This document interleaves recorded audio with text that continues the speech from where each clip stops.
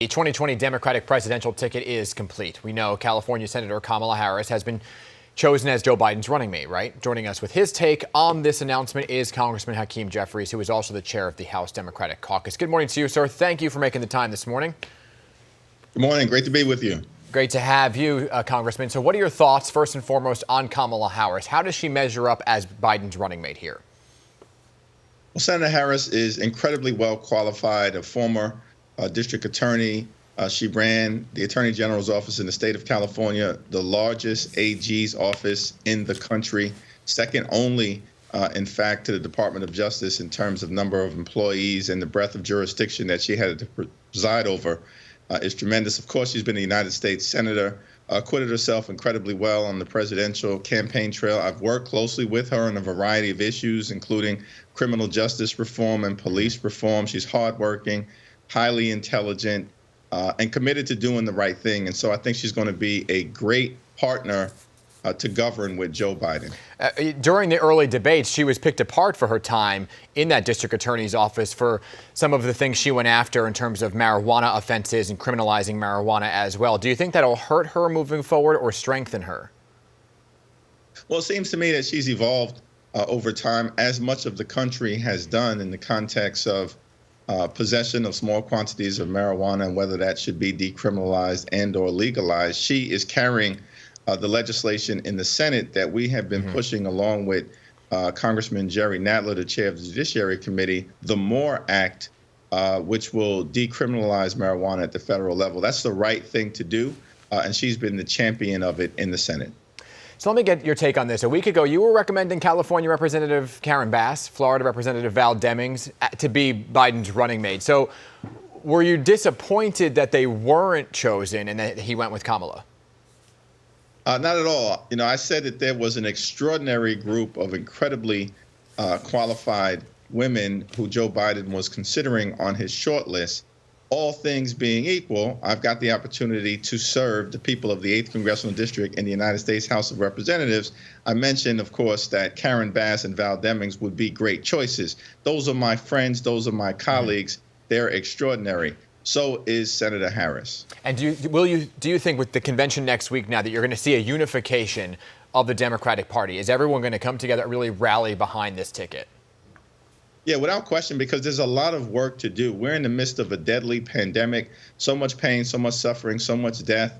Right now, the Republicans in Washington are refusing to provide the type of meaningful assistance to the American people that folks here in Brooklyn or in Queens or throughout New York City need to make it through this terrible storm, both a public health crisis and an economic crisis. And so because of that work, because of the extraordinary nature of the racial reckoning that we are going through as well, the Democrats recognize that there's a lot that needs to happen. We need to be together in order to make a difference for the American people. So you're going to see extraordinary unification next week. Yeah, and that unification needs to happen, right? Because soon after the Biden announcement, the Trump campaign really came full swing. They released an ad.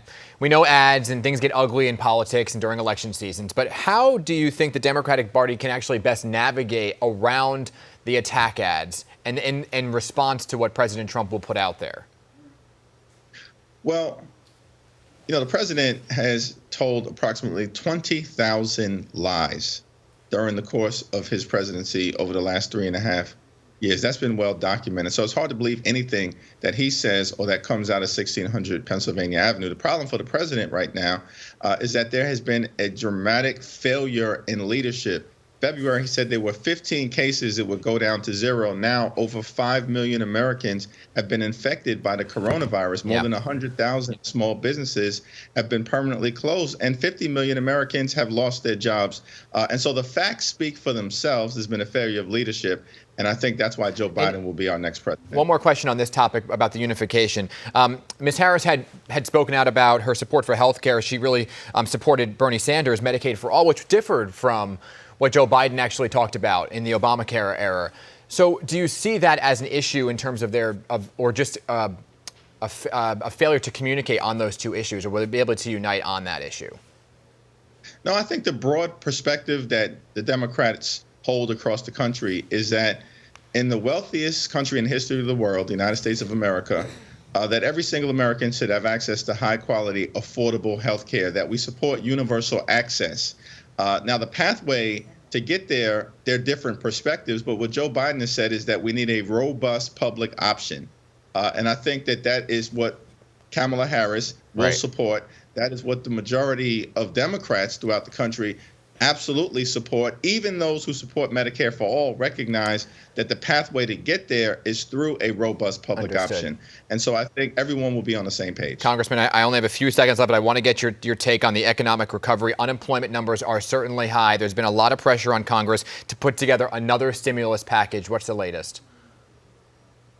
Well, it's my hope that the White House will come back to the negotiating table in the next day or so.